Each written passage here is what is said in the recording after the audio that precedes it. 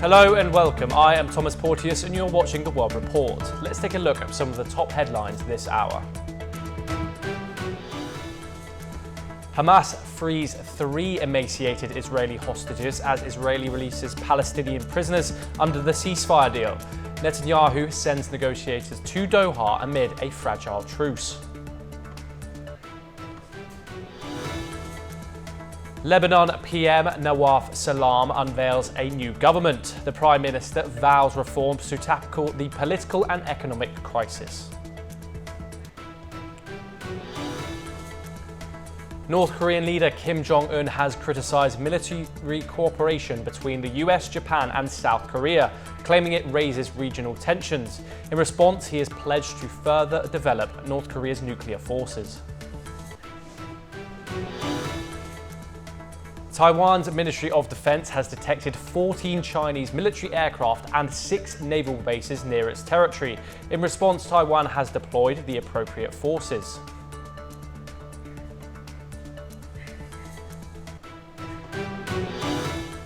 North Korean leader Kim Jong Un has condemned military ties between the US, Japan and South Korea, calling them a threat to regional stability. He vowed countermeasures, including boosting North Korea's nuclear forces. This comes as US President Donald Trump met with Japanese Prime Minister Shigeru Ishiba, expressing concerns over Pyongyang's nuclear ambitions. Meanwhile, Kim reaffirmed support for Russia's war in Ukraine, pledging solidarity with Moscow.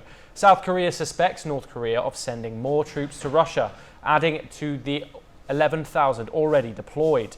Pyongyang also warned that US-South Korea war drills would bring serious consequences. For more discussion, we are joined by Aditya Wadwan, our correspondent. Aditya, what can you tell us about this ongoing situation? Well, as far as the North Korea and South Korea situation is concerned, the situation is always on the boil. What has happened, the North Korea consistently continues to threaten the South Korea. There is a backing of the United States of America to South Korea, but still North Korea continues to always deter South Korea whenever given a chance. As per some reports, there were some reports, that North Korea's the nuclear program of North Korea is clandestinely supported by Pakistan as well as China. So all these factors need to be kept in focus, when discussing about these things. And it is a serious situation when it comes to North Korea, and the South Korea has to deal with North Korea in a very effective manner. Yes, Tom, back to you in this situation.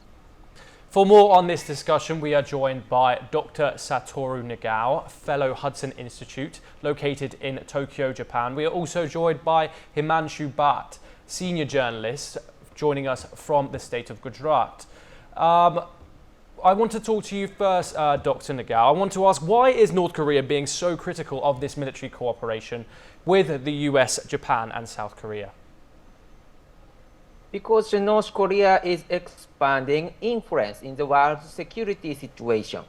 In Ukraine, North Korea supports Russia sending troops. In the Middle East, Hamas uses North Korea's weapon. And North Korea's missile capability is very high now, and they have already succeeded to minimize the size of the nuclear warhead for their missile. So this means that at least 200 or 500, such kind of number of missiles North Korea possesses can reach cities in Japan with nuclear warhead. So that's why North Korea has global influence related with Europe, Middle East, and if North Korea start to export these missiles to the other country, any places in the world will be affected by North Korea. So that's why we cannot ignore the threat level of North Korea now. That is a problem. And now people believe that North Korea is under sanction, but it is not true because both Russia and China is supporting North Korea. So North Korea is free. Thank you. Himanshu Bhatt, I wanted to ask you what might be the international community's response to North Korea's plans to grow its nuclear program? Well, they have been doing so, for quite some years. It's nothing new. The world knows it. And it's probably one of the biggest rogue nations. When you talk of North Korea, you got in this present context, I want everyone to understand one thing. Yes, President Donald Trump said that, well, I'll talk to North Korea. He said that. And in the changing world order, it's but natural that people, Japanese and South Koreans will be scared, and they would certainly voice that concern. There's nothing wrong in it. But at the same time, you need to understand one particular fact, and that is Donald J. Trump's administration is a negotiation administration. It's negotiator. And so I look at this first salvos being fired, first from the White House and then from the North Korean side, as the positioning platforms. Now today, when you see the North Korean, if Kim listens to anyone, then it will be Vladimir Putin. And I see US following a policy of isolating China from its original partners. And that is Russians, North Koreans. And on this side, they want to enter into Balochistan and Pakistan in the Indian neighborhood. Now in such a situation, when such statements are passed, I would rather look at it as just statements rather than the real concerns. This is a way to come on the table and negotiate what best you can. And it's a fact of life, that North Korean soldiers are fighting in Russia against Ukraine.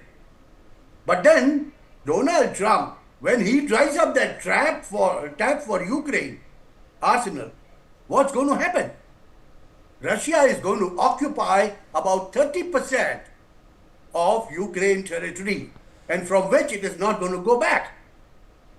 In such a situation, it's better to negotiate rather than, that is what the Donald Trump thinks. I look at it that way.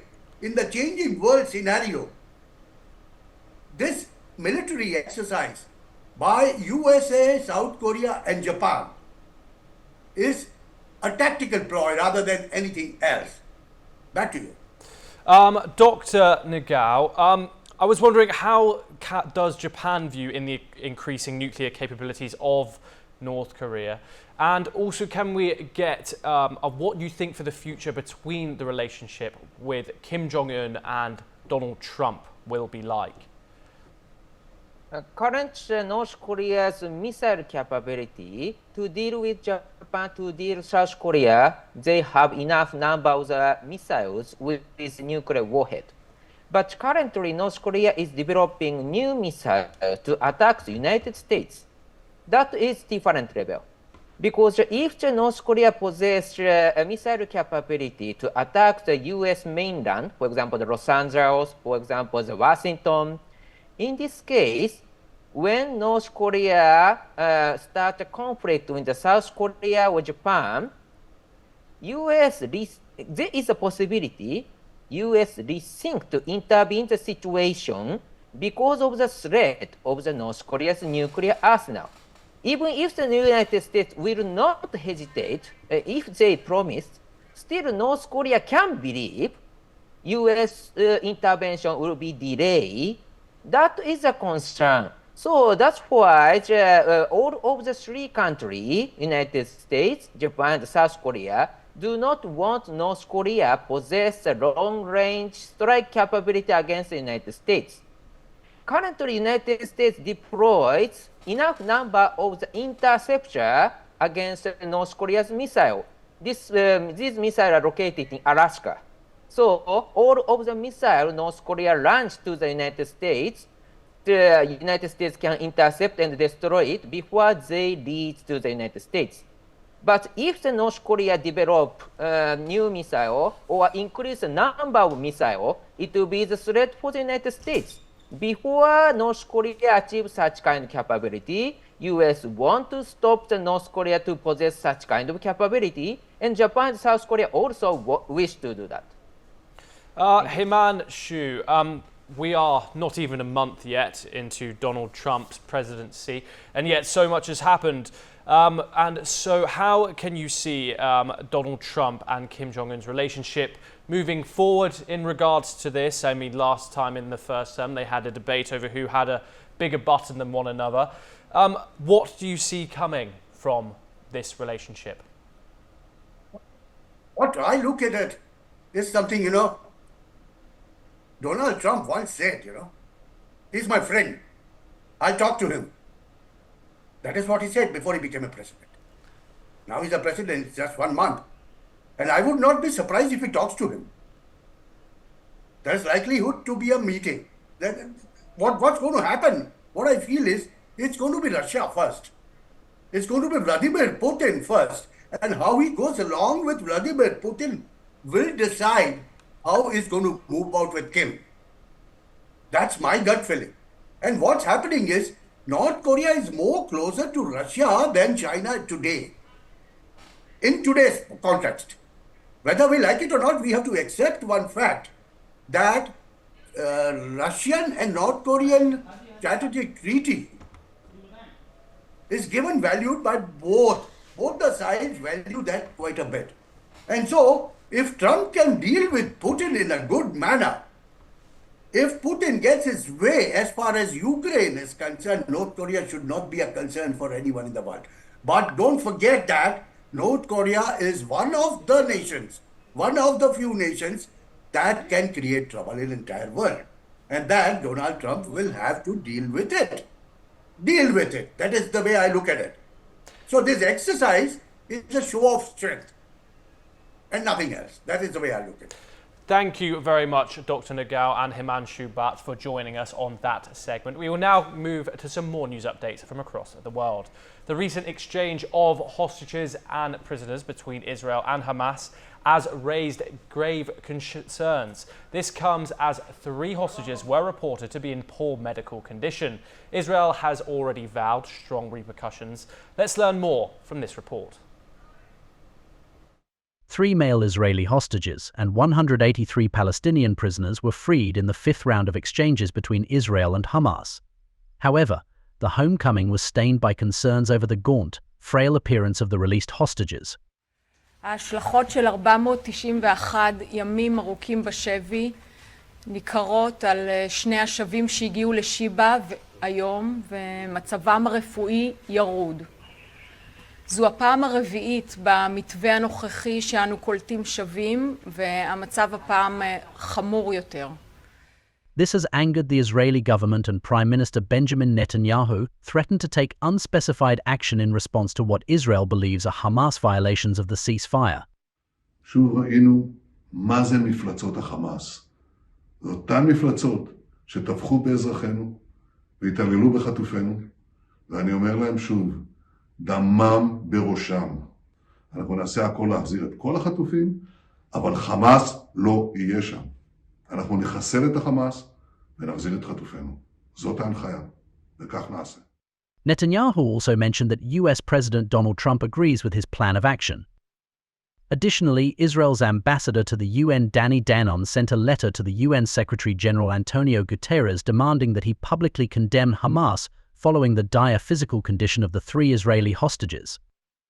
The events made an already tenuous ceasefire more fragile, possibly endangering the next steps in the truce agreement. However, Netanyahu has approved sending a delegation to Doha. An Israeli official said the team would not be discussing the second phase of the deal. Meanwhile, protesters rallied outside the defense ministry in Israel over the release of the remaining hostages, being concerned for their safety and sound health. The horrendous scene we have witnessed today, this morning, is just a reminder that the fate of all the remaining hostages is in our hands, and we must do everything within our power to get them back as soon as possible. We must rush the second phase, the third phase. There is no time. We've all seen them. Following the release of these 3 hostages, Hamas and its allies still hold a total of 73 people taken from Israel on October 7th. How will the deal unfold with such drastic changes is to be seen. Bureau Report, NewsX. We will now take a look at some news updates from across North America. At least 41 people have died after a bus caught fire in a crash in southern Mexico. Tabasco officials confirmed the crash near Escalagega early Sunday. The bus, operated by Tours Acosta, was traveling from Cancun to Tabasco. It collided with a trailer and burst into flames. The company expressed regret and is working with authorities to find the cause. A magnitude 7.6 earthquake hit the Caribbean Sea on Saturday. It struck about 130 miles off the Cayman Islands. The US Geological Survey said the quake was shallow, but alerts warned of waves up to 10 feet in Cuba. Smaller surges were expected in Honduras and the Cayman Islands. Tsunami warnings were issued but later lifted. Canadian Prime Minister Justin Trudeau believes Donald Trump's threat to annex Canada as the 51st state is serious. Speaking at a summit, Trudeau suggested the move is linked to Canada's vast critical mineral reserves. He noted Trump's strong interest in these resources and claimed annexation is seen as an easy way to secure them. The United States is prepared to resettle South African farmers facing persecution, a State Department spokesperson said. Tammy Bruce, the spokesperson, stated on social media that those targeted based on race would be welcome in the US. She also affirmed support for settlers' descendants facing land seizures. The statement follows President Trump's executive order freezing US aid to South Africa. Residents drove off neo-Nazi demonstrators waving swastika flags on a highway overpass near Lincoln Heights and Evandale, Ohio. White nationalist groups in Ohio held similar demonstrations, including a march by Hate Club in Columbus last November. About a dozen masked individuals in black clothing displayed swastika banners and a sign reading "America for the White Man." Traffic cameras captured the scene.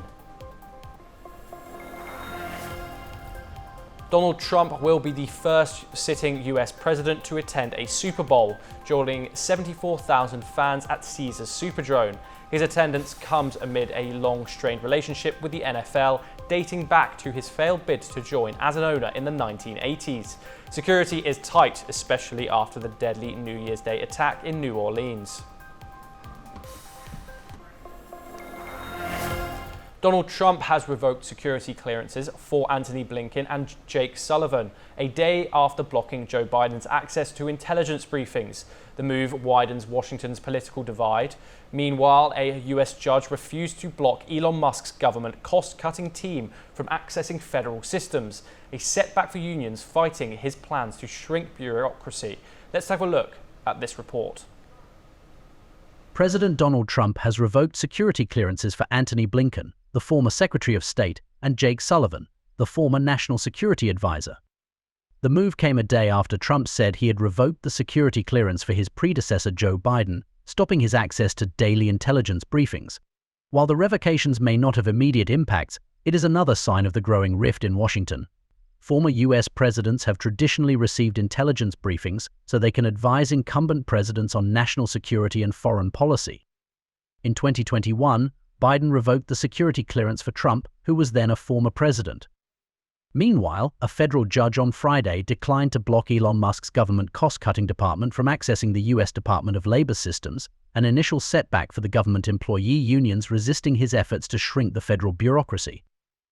The temporary ruling by US District Judge John Bates in Washington, D.C., is the first step in a lawsuit against the Labor Department by one of the largest US labor unions, which alleges billionaire Musk could obtain sensitive information about investigations into his own companies and competitors by accessing government computer systems. Bureau Report, NewsX. Now let's bring you some news updates from the world of business. China's consumer inflation reached its highest level in 5 months at 0.5% in January, while producer prices continued to decline. Analysts warn that deflationary pressures will likely persist unless domestic demand improves, partly due to US tariffs on Chinese goods. Core inflation also increased by 0.6%. Seasonal factors related to the Lunar New Year influenced these price dynamics, usually leading to higher consumer spending. As gold prices soar to nearly $2,900 an ounce, Hatton Garden jewelry shops face increased sales pressure, with more sellers than buyers. This is consistently increasing prices, noted shop owner Nakwash Ajum, despite global jewelry demanding dropping 11% in 2024. Spending has increased by 9%. A resurgence of avian flu has severely impacted US chicken farms, causing egg prices to skyrocket and leaving supermarket shelves early. Consumers express frustration as prices soar, with the average dozen eggs rising from $2.50 to $4.15. The outbreak has led to the euthanization of over 21 million hens, resulting in a significant supply shortage. Canada fund Brookfield will invest $20 billion by 2030 to develop data centers in France, supporting AI growth. The deal, confirmed by French media, aligns with Paris hosting a major AI summit next week. A €50 billion mega project in Cambrai is central to the plan, with €5 billion allocated to infrastructure. The agreement was signed by French President Emmanuel Macron and Brookfield CEO Bruce Flatt on January the 31st. Investment management has taken a significant stake in BP, aiming to boost shareholder value. Bloomberg reports Elliott sees BP as undervalued and is urging transformative measures. BP, with a market cap of £69 billion, plans cost cuts and strategic shifts under CEO Murray Anschlios. The company will outline its new strategy on February the 26th, ahead of its earnings report on February the 11th. Elon Musk is not interested in buying TikTok, stating he prefers to build companies from scratch. Before Trump's inauguration, there was a push to ban TikTok over national security concerns linked to its Chinese owner, ByteDance. Donald Trump signed an order to create a sovereign wealth fund, suggesting it could buy TikTok. The future of TikTok in the US remains uncertain amid ongoing regulatory scrutiny.